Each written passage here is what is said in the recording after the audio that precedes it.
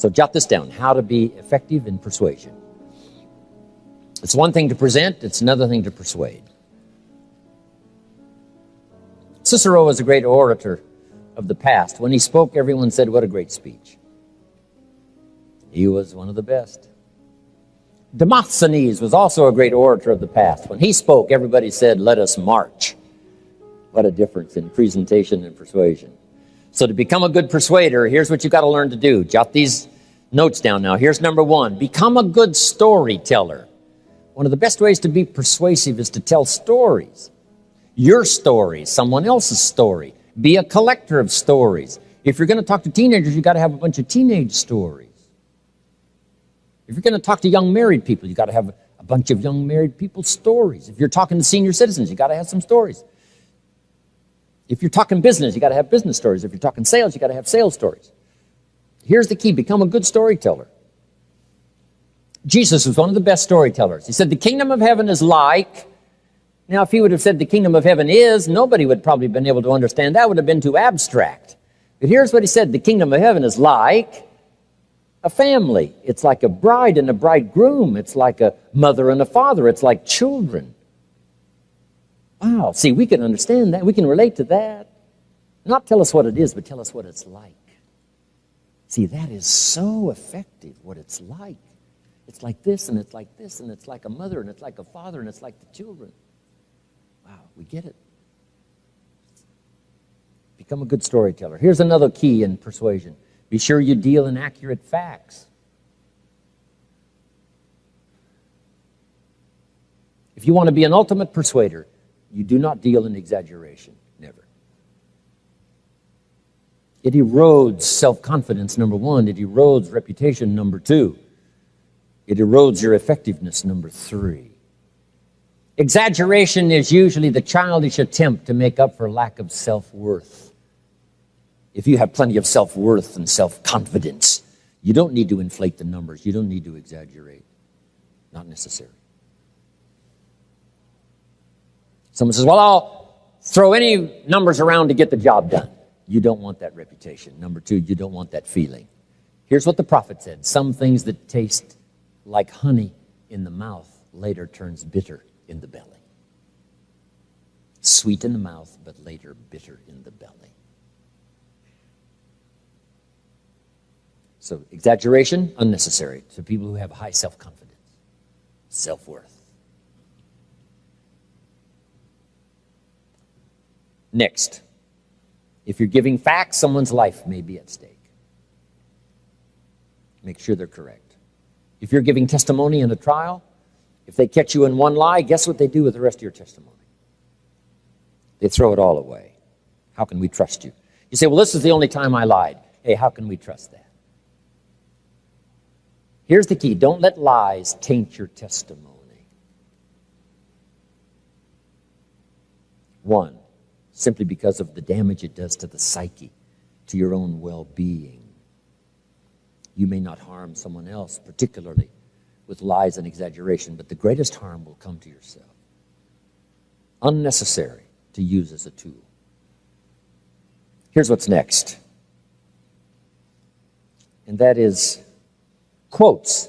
One of the best ways to be effective is to borrow what, if someone else has said it well, why not borrow it? You notice I quote some lyrics from songs. Might as well borrow. William Bailey, I love to borrow from him because he said so many things and he said them so well. I borrow.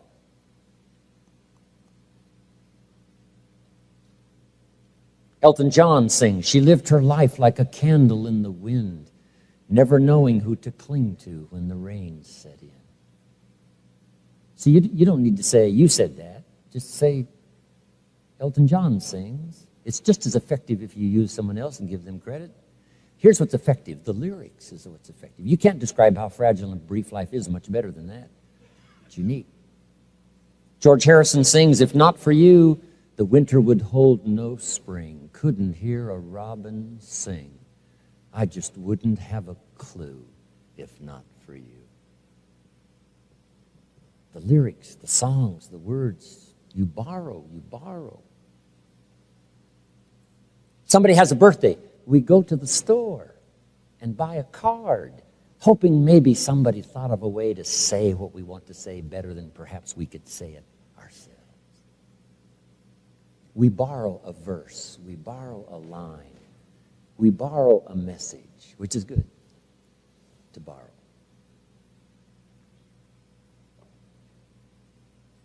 But here's the key. Don't always borrow. See if you can't put it in words. Say it. When my wife Judy and I parted ways, I wrote a little note. I said, "Dear Judy, as often as the night comes, so does my sadness.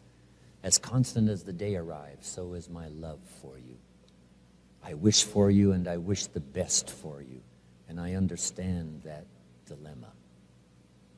The mixture of both love and sadness startles me. My life is here where you touched me. If ever you should call, I will be there to be touched again."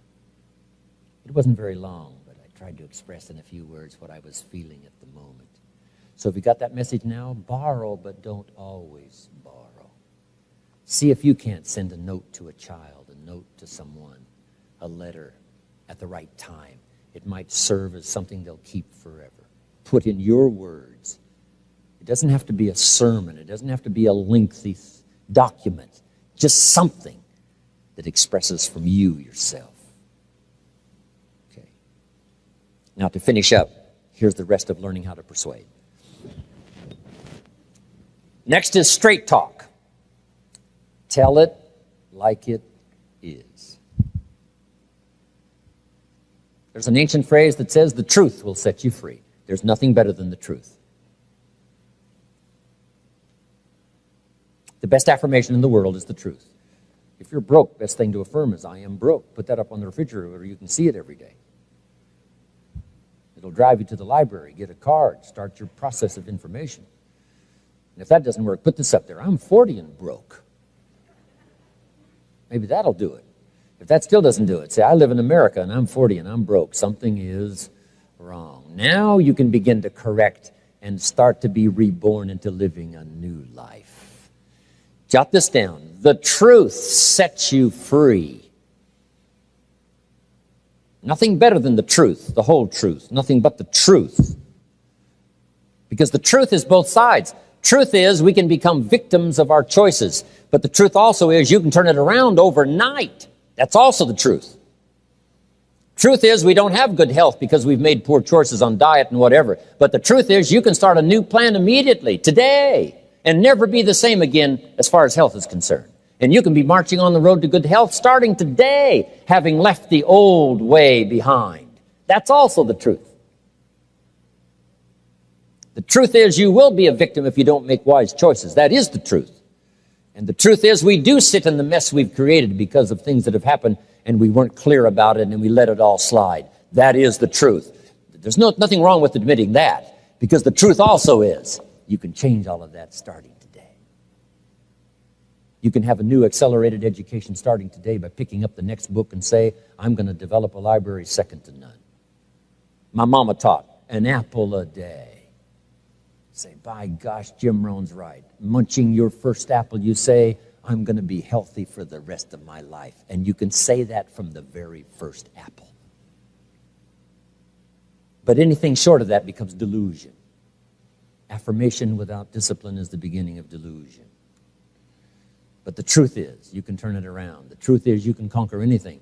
The truth is, you can come from nowhere and go somewhere. The truth is, you can come from nothing and become something. The truth is, you can take pennies and turn it into fortune. The truth is, you can be in command for the rest of your life. The truth is, you can have an influence that'll never quit.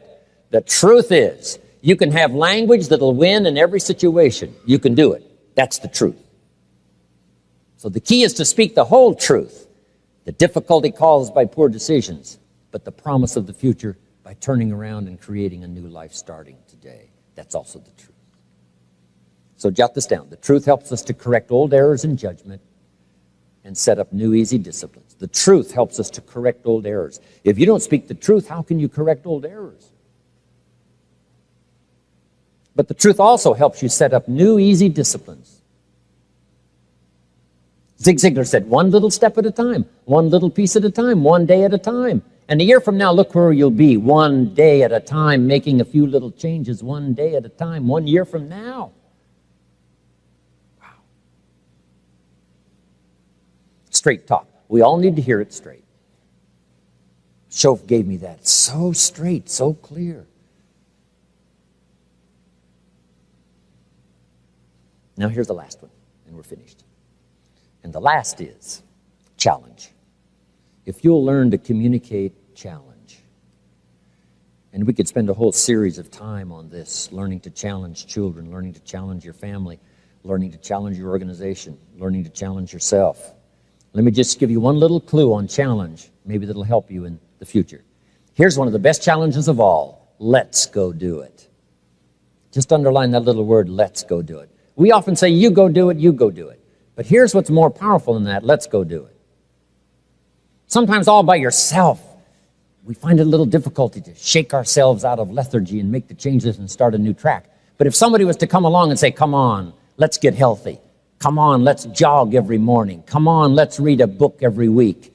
Come on, let's attend a class we haven't attended before. Come on, let's go to the concerts that we've been missing all these years. Come on, let's go, let's go, let's go. Guess who I'm going to have a chance to go see at the end of this month? Buck Owens. Let your mind rest on that. The man himself. One of my goals is to meet Andrea Bocelli, but also one of my goals is to meet Buck Owens. And some of my friends have arranged it to where I'm going to meet him and have dinner with him and then sit and listen to his performance in Bakersfield, California. Buck, the man himself. But now here's the key. Let's do things we've never done before. Let's set some records that'll never be broken. Let's do something around the world. Let's do something across the street.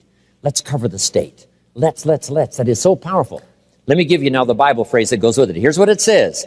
If 2 or 3 agree on a common purpose, nothing is impossible.